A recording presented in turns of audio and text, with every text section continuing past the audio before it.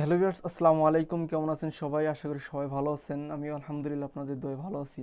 তো ভিউয়ার্স, আমি এখন আপনাদের সামনে একটা 3 বেডরুমের ফ্লোর প্ল্যান দেখাবো, যেটা দেখলে আপনাদের অবশ্যই ভালো লাগবে। এবং এই ফ্লোর প্ল্যানে কোন রুমের কি মাপ এবং এই বাড়িটি তৈরি করতে টোটাল কত খরচ হবে সেটা আমি আপনাদেরকে জানিয়ে দেব। তো আশা করি আপনারা ভিডিওটি না টেনে পুরোটাই দেখবেন। তো ভিউয়ার্স, এই বাড়িটি তৈরি করতে যে জায়গার প্রয়োজন সেটা হলো 20 ফিট বাই 30 ফিট জায়গার উপরে আপনারা বাড়িটি তৈরি করতে পারবেন। 20 ফিট বাই 30 ফিট জায়গার উপরে এই বাড়িটা আপনারা সুন্দরভাবে তৈরি করতে পারবেন। এটা হলো 1 নম্বর বেডরুম এবং এর সাথে আবার অ্যাটাচ বাথরুম আছে।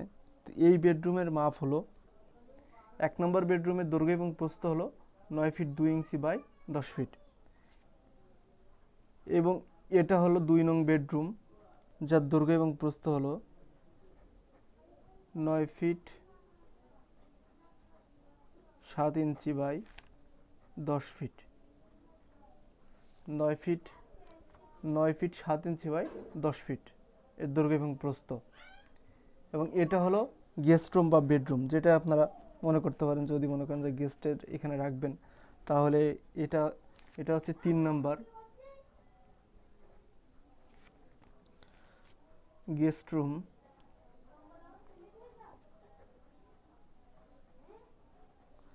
যার দৈর্ঘ্য এবং প্রস্থ হলো 8 ফিট 4 ইঞ্চ বাই 8 ফিট। এটার দৈর্ঘ্য এবং প্রস্থ হলো 8 ফিট 4 ইঞ্চি বাই 10 ফিট। এবং এটা হচ্ছে ওপেন কিচেন রুম, ও ওপেন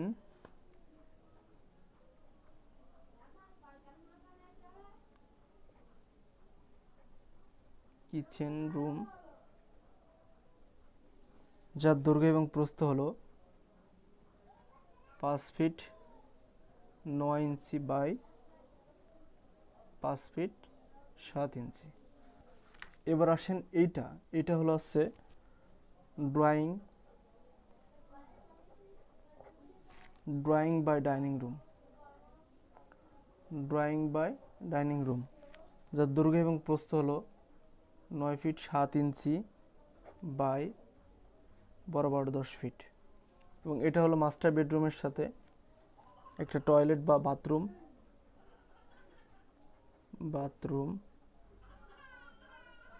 যার দৈর্ঘ্য এবং প্রস্থ হলো 4 ফিট 9 ইঞ্চি বাই 4 ফিট।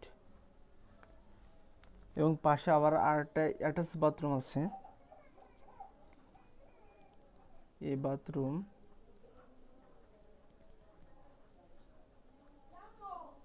যার দৈর্ঘ্য এবং প্রস্থ হলো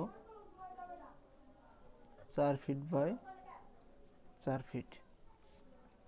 আর এইখানে কিন্তু একটা ওপেন স্পেস আছে, যেটা দিয়ে এই মেন গেট থেকে এই এন্ট্রি দিয়ে সোজা উঠে এখানে গেস্ট রুম, এ পাশ সিঁড়ি।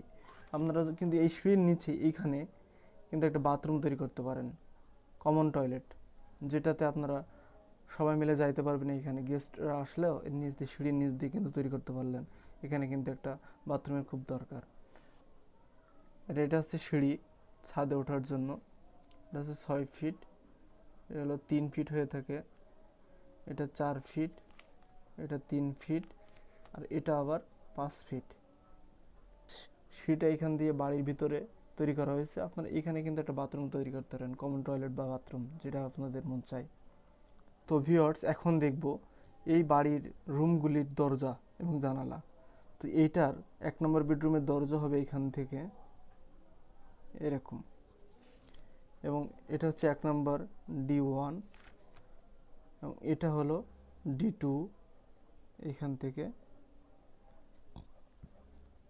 D2। আর এটা হলো গেস্ট রুম। আপনি এখানেও দিতে পারেন দরজাটা, এখানেও দিতে পারেন, যার যেখানে সুবিধা হবে। আমি ডিজাইন এই ক্ষেত্রে এখানে করছি, আপনারা চেঞ্জ করতে পারেন। এটা হচ্ছে D3। এবং এটা হচ্ছে কিচেনটাও যদি আপনারা মনে চান যে একবার থেকে দরজা করবো, তাও করতে পারেন। আমি এখানে মাঝখানে দিয়েছি। তো এটা হচ্ছে কিচেনের দরজা। আর এটা হলো যে বাথরুম, অ্যাটাচ বাথরুম, সেই বাথরুমের দরজা। D1, এটা এখান থেকে আর একটা দরজা D2, এবং এইখানে আছে ওপেন স্পেস, যেটা এন্ট্রি বলেন। যেভাবে আপনারা গেট দিতে পারেন সেভাবে দিয়ে এখান থেকে প্রবেশ করতে পারবেন। এবং আমি কিন্তু এই প্রত্যেকটা রুমে কিন্তু 2টা করে জানালা দিয়েছি, কোনোটা একটা দিয়েছি। যেটাতে যেভাবে দিলে হয় আমি সেভাবে দিয়েই কিন্তু এটা কমপ্লিট করছি।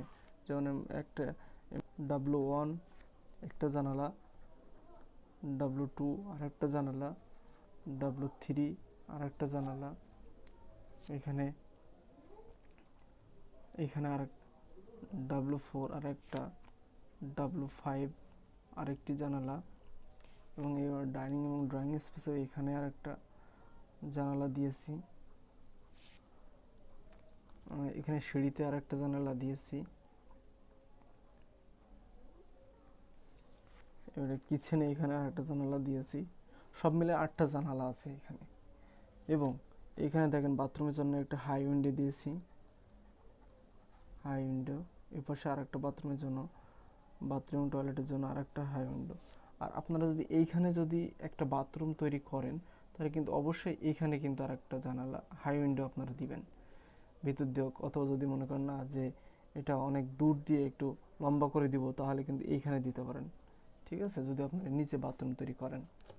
তো ভিউয়ার্স, এই বাড়িটা তৈরি করতে আপনাদের কিন্তু সব মেলায় যদি স্কোয়ার ফিটে আসেন, তাহলে কিন্তু 600 স্কোয়ার ফিট লাগবে জায়গা। এই বাড়িটা তৈরি করতে টোটাল কস্ট